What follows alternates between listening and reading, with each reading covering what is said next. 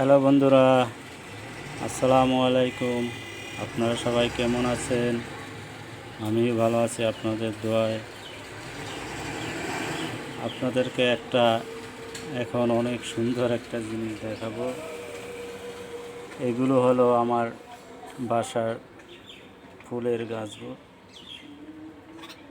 অনেক প্রকারের এখানে আমার ফুলের গাছ আছে, কিন্তু খুশির বিষয় হলো আপনাদেরকে যেটা দেখাবো, এই যে পাখিটি দেখতেছেন, এই পাখিটি আমার একটা ফুলের টপের উপরে দেখুন কত সুন্দর করে বাসা বেঁধেছে এবং ডিমও পারছে।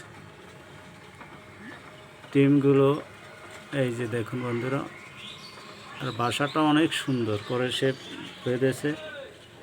আল্লাহর কতটা সৃষ্টির তার কোনো শেষ নেই। যাই হোক, পাখিটি আমার ব্যালকনিতে ফুলের টপের উপর